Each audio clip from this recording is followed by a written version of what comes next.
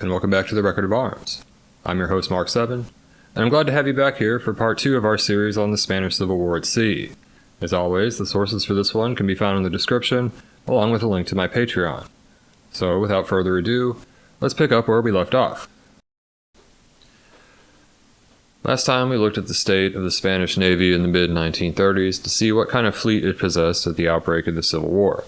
Now let's take a look at how it behaved when the generals launched their attack on the Second Republic in July. It does not seem that any particular preparations were made to assure the cooperation of the Navy in the coup which was being planned at the top levels of the Army. It seems to have been assumed that the complicity, or at least the neutrality, of the sister service could be taken for granted. This was reasonable, as many high-ranking naval officers were known to be in sympathy with their Army counterparts. Probably also seemed likely that the coup would either succeed or fail quickly before sea power could become important. As the garrisons of the Army dominated overseas territories and then those of the mainland began to rise, no special priority was given to securing the principal naval facilities. Nevertheless, they were soon caught up in the fighting that spread across the country. Much of the character of the naval war that was to follow was determined by the outcome of these opening battles for the major bases. At El Ferrol, the major Atlantic naval base in the northwest, the Army declared for the rebellion, as was the case throughout the rest of Galicia. This base had the most extensive repair facilities in Spain, and it was here that large warships were constructed and maintained. In the dry docks were the battleship España and the cruiser Almirante Cervera. The crews of these vessels refused to support the rebellion and retain control of their ships. Though immobilized, the guns worked, and violent artillery duels with army batteries soon broke out. Rebel troops assaulting the two heavy ships were soon joined by another Navy vessel, the destroyer Velasco, which was also present in the harbor. Attempts by rebel troops to board and take the ships were repulsed by the sailors with small arms and the ship's armament. For days a vicious battle raged between the rebels and the sailors. Fate of the immobile ships, with no way to leave or resupply, was sealed from the start. In the course of the fighting, the harbor and its facilities were demolished. In the end, both ships, which were now badly damaged, were taken by the rebels. The ships captured at El Ferrol were the only major operational ships taken by the rebels. A handful of minor craft present there, including 2 torpedo boats, a pair of mine layers, a gunboat, and an attack transport, were also taken by the rebels. These would soon be repaired and put into service by them. The rebels also captured the incomplete heavy cruisers Canarias and Baleares. Even incomplete, these were the most capable warships in Spanish hands, and preparations were made to get them seaworthy and into the fight. The rebel-controlled ships here, centered around a squadron composed of the battleship España, the cruiser Cervera, and the destroyer Velasco, would attempt to impose a blockade on the Republican-held northern portions of the coast. At Cadiz, a similar takeover took place, though not as violent. There were fewer operational ships based here, and consequently fewer organized sailors to oppose the rebel takeover. Here, 5 gunboats and a torpedo boat fell into the hands of the rebels. They also took the cruiser República, which had been declared inactive the year before due to poor mechanical state and the general obsolescence of its pre-World War I design, and had been laid up in reserve. The rebels renamed the ship Navarra. 3 more gunboats and some other minor craft stationed in Morocco and the Canary Islands were also added to the new rebel fleet. The overseas provinces also hosted limited naval facilities, with Melilla and Tetuan on the African coast being perhaps the most important. The ships and bases captured in the initial battles would form the core of the rebel fleet. They took a large proportion of the Navy's major units, but 3 out of 4 of the cruisers in their hands were not in fighting condition at the beginning of the war. The battleship España and the cruiser Almirante Cervera, which were available for action, were in poor condition and operable only at a reduced capacity. The most serious lack in the composition of the rebel navy, as it emerged in the aftermath of the revolt itself, was a lack of light forces. The single Spanish destroyer that sailed for the cause, the Velasco, was obsolescent. The gunboats which the rebels had were old, slow, and poorly armed. These forces were not optimal for the kind of blockading and escort duties that the rebel sailors would find themselves performing. Submarines were entirely lacking. An attempt was made to alleviate this deficiency in light forces by arming merchant ships and using these to supplement the blockade, but this was of limited utility. The major Mediterranean base at Cartagena, along with some smaller facilities such as those at Valencia and Almeria, remained in Republican hands. Cartagena would henceforth serve as the headquarters of the Republican fleet. The base at Mahon also remained loyal, along with the rest of the island of Minorca, despite the seizure of the other Balearic Islands by the rebels. Thus, the Republic retained almost all the Navy's facilities on the Mediterranean coast. These bases, however, had only comparatively limited maintenance facilities. The Republic also retained Spain's two principal commercial civilian ports, Barcelona and Bilbao, along with two-thirds of her merchant marine. Most of the ships of the Spanish Navy were at sea when the generals made their move. The officer corps, as mentioned above, was mostly in sympathy with the rebellion, and as the garrisons declared, they ordered their ships to converge on the Straits of Gibraltar. Here they would assist in the transfer of the Army of Africa to the mainland if such a move became necessary. The officers did not inform the crews of the nature of their mission, or of the rebellion itself, and preferred to keep the men in the dark. This turned out to be based on a correct intuition that the large majority of the sailors would not be supportive of the attempt to overthrow the Republic. The move had been anticipated at all levels by naval personnel. The fact that most ships were at sea in the first place was due to the orders of the Navy Minister José Giral.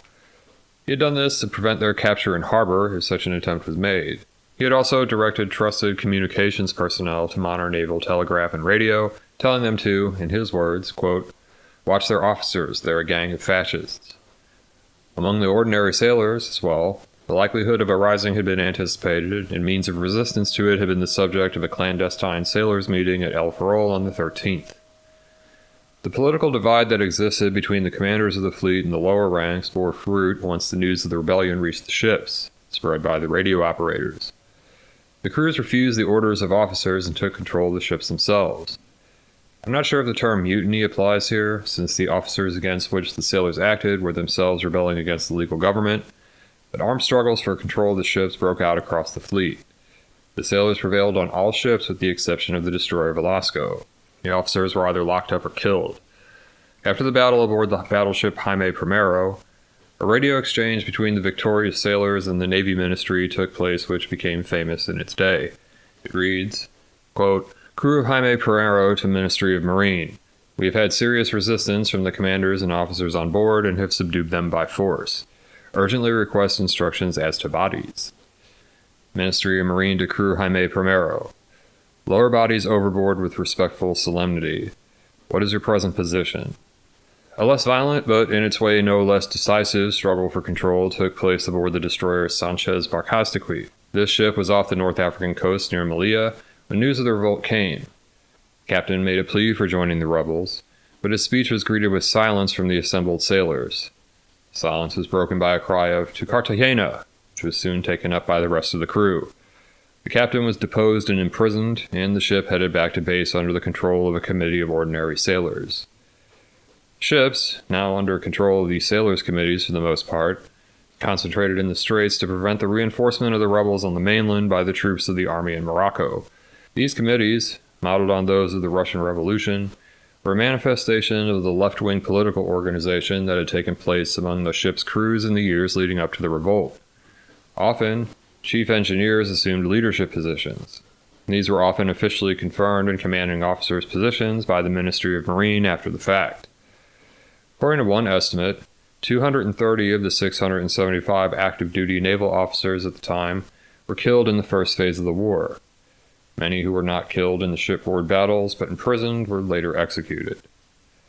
The ability of the sailors' committees to translate revolutionary ardor into victory at sea was not obvious. Soviet naval leader Nikolai Kuznetsov, then a captain serving as naval attaché to the Republic of Madrid, reported that the committees resulted in a great deal of talk but little effective action. After a visit to the Jaime I, he wrote, quote, "The phrase 'conquer or die' was heard everywhere, but the anarchists neither conquered nor died." One destroyer, the Chiruca, remained under the control of her regular officers after the rest of the fleet had overthrown theirs. This was due to a fault in the ship's radio, which rendered it unable to receive word of the revolt. Before this, she had embarked a load of now rebel soldiers from a Moroccan harbor to transport to the mainland. The crew received word of the uprising en route to Cadiz. The presence of these African army soldiers, among the most formidable fighting men in Spain, and like the rest of the colonial forces solidly behind the revolt, deterred them from taking action. After the dangerous cargo had been disembarked, the crew immediately revolted and took control of the ship, which then sailed to Cartagena and joined the rest of the loyal fleet units. The ships in the hands of the sailors' committees accounted for the large majority of Spanish fleet units that were not immobilized in the harbors of El Ferrol and Cadiz. Most of these ships were located on the Mediterranean coast or the Straits of Gibraltar at the time of the uprising. They remained concentrated there during the initial weeks of the war. The ships included the battleship Jaime I, the cruisers Libertad, Miguel de Cervantes, and Mendez Núñez, as well as 8 destroyers, all 12 operational submarines, 7 torpedo boats, 4 gunboats, and a pair of transports. 6 further Churruca-class destroyers were in various stages of construction at Cartagena. These would be completed and enter Republican service over the next 2 years. Most of the northern coastal regions of Spain, including the heavy industrial areas of the Basque provinces, opposed the revolt. The Basques, and the adjoining territories of Santander and Asturias, formed an enclave cut off from the bulk of Republican territory by the army-controlled provinces. Naval units based there that remained loyal included a pair of destroyers, some armed trawlers, and a few other minor vessels. These ships were under the de facto control of the Basque regional government that had been established during the Republic to exercise a limited degree of autonomy in local affairs. This Basque government, cut off from the rest of the Republic, was for all intents and purposes independent after the revolt. The 2 destroyers and the armed trawlers thus constituted a small Basque navy. This handful of ships opposed the blockading efforts of the rebels in the area, and later on those of their collaborators from abroad, to restrict the seaborne trade of Bilbao and the other northern ports. The allegiance of the auxiliary arms of the Spanish Navy largely depended on the location of their base at the time. Naval aviation units, except for a few flying boats and reconnaissance planes based in the rebel-held African territories, remained loyal. Aircraft on hand consisted of 3 9-plane squadrons of Vickers Wildebeest biplane torpedo bombers and 1 squadron of Martinsyde F-4 Buzzard floatplane fighters stationed at the main naval airbase at San Javier on the Mediterranean coast in the province of Murcia. Reconnaissance seaplanes were also based at Mahon, Barcelona, and San Javier. A company of naval infantry based at Ceuta in Morocco followed the lead of the rest of the colonial forces and went over the rebellion. These would have been the forces with which the Civil War at sea would have been fought had the conflict been limited to Spanish means. The Republic would have retained a decisive advantage over the smaller, unbalanced rebel fleet in terms of ships, especially if they could press their advantage and establish themselves in a dominant strategic position before the rebels could get the 2 heavy cruisers Canarias and Baleares outfitted and ready for action. On the other hand, the rebels gained almost all of the senior naval commanders, including 17 out of 19 admirals. Only 10% of seagoing line officers remained loyal to the Republic. These were very often demoralized by the killing of their fellow officers and inhibited, like their army counterparts that stayed loyal, by suspicion of others and felt acutely the insecurity of their positions. As it happened, however, the war was not fated to be fought out with entirely Spanish means. Already, the first stages of internationalization of the conflict were playing out. The involvement of foreign powers, as allies or backers of the warring parties or as ostensibly neutral onlookers, would have a decisive impact on the shape of the naval war. As the situation descended into chaos in the aftermath of the revolt, citizens of other nations residing in or visiting Spain began to appear at their government's consulates demanding protection and evacuation. Those wanting out of the country made their way to the Portuguese or French frontiers if they could, but much of the evacuation was of necessity carried out by means of ships from port cities. The major Atlantic naval powers would all send ships to Spain to take out their nationals. The degree of cooperation between British, French, Italian, German, and U.S. naval personnel in the evacuation effort was remarkable. The ships of these nations, in most cases, did not hesitate to take on board evacuees of countries other than their own. This kind of protection was often extended to Spaniards on the losing side of the battle in their locality, felt themselves, usually accurately, to be in acute danger. Smaller nations with no ships to send requested accommodation of their people on vessels which were dispatched, and this was usually done without demur. The U.S. Navy was quick to react to the outbreak of civil disorder in Spain. American naval vessels already in Western European waters were immediately diverted to Spanish ports to take out refugees. The number of Americans applying for evacuation from Spain was relatively small, about 2,500 people. In fact, the U.S. would send the largest number of ships in proportion to the numbers of her people to be taken out of any of the naval powers. This was partly the consequence of there being an American squadron on a training cruise in the region when this crisis erupted. The squadron included the battleship USS Oklahoma, the brand new cruiser USS Quincy, and a Coast Guard cutter, the Cayuga. These ships disembarked the midshipmen they had aboard in the UK and proceeded to Spain. These vessels were succeeded by other American ships in the months to come. Of the people taken out of Spain in American ships, 40% were not Americans, a number that Frank in his article suggests was lower than average.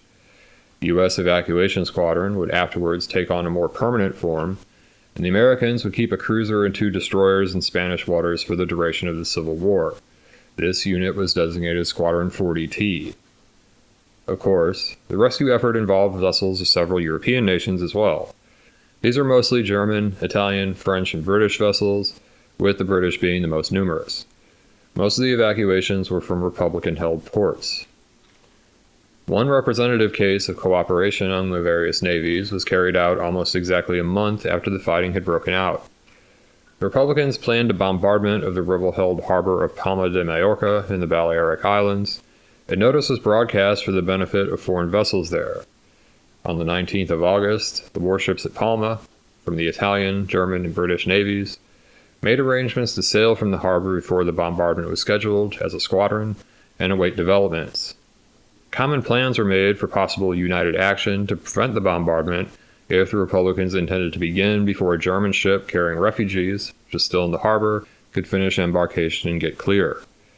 This column of ships, composed of the British cruiser Galatea, the destroyer Garland, the Italian destroyer Malicello, and the German pocket battleship Deutschland, was dubbed by its contemporaries the, quote, sausage, sauerkraut, and macaroni squadron. The spirit of cooperation was to some extent based on a shared antipathy among naval officers towards the Republican faction in the conflict, along with a certain bias in favor of the rebels. This is not necessarily an indicator of the preference of these naval officers for fascism over socialism, although this can be presumed about the officers of the Italian and German ships. The officers of the fascist navy's antipathy towards the working-class revolutionaries was not moderated by their experiences in Republican ports. Here they were often confronted by scenes such as that which greeted German sailors in the harbor of Malaga, where crowds of locals lined the docks shouting, "Death to Hitler." In the case of the others, much was due to subtler influences, such as the social conditioning of the men involved, which deemed the orderly and properly behaved right-wing leaders more trustworthy than the more unconventional representatives of the working-class organizations that now controlled many Republican port cities, and who may have appeared dirty, vulgar, or even criminal by their standards.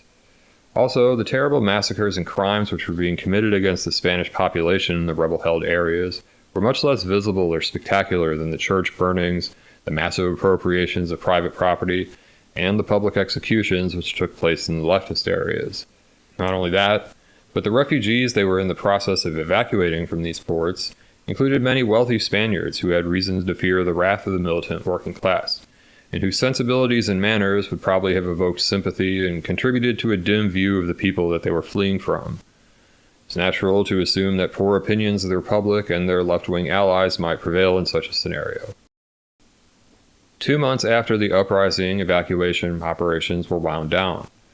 It's estimated that between 80 and 90% of the foreign citizens in Spain were taken out during this time. However, foreign navies remained. Like the U.S. Navy did with its Squadron 40T, Britain, France, Italy, and Germany would maintain a presence in Spanish waters for the war's duration. The British kept the largest number of ships here, as might be expected, given the presence of the major Royal Navy base at Gibraltar. About 20 British ships were in Spanish waters at any given time. This number was reduced somewhat after the first year, but the British would maintain the largest contingent of warships in Spanish waters throughout the conflict. The French kept about half a dozen ships in the area, with a cruiser usually in Barcelona and destroyers elsewhere along the Mediterranean coast. From these coastal ports, the French and British had brought refugees to Gibraltar, Tangier, and Marseille. It was the Italians who were the first to respond to the appeals of the refugees and evacuated thousands of them to Genoa. They used chartered passenger vessels, and not their warships themselves, as the primary means of transportation, a means that was also used by the French. Italy would maintain a large naval presence in the area throughout the war, and should not be surprising considering the massive and open commitment the Italians would make to the rebel cause. What is surprising is the degree of restraint and pretended neutrality that the Italians would exhibit at sea when thousands of her soldiers openly fought in Franco's battles on land. This same degree of circumspection was shown by the Germans. Hitler's intervention in Franco's side was more covert, though still transparent, and major Kriegsmarine fleet units were often in Spanish waters. These included the small battleship Deutschland, a brand new vessel mounting 11-inch guns, and other important vessels such as the cruisers Admiral Hipper and Leipzig.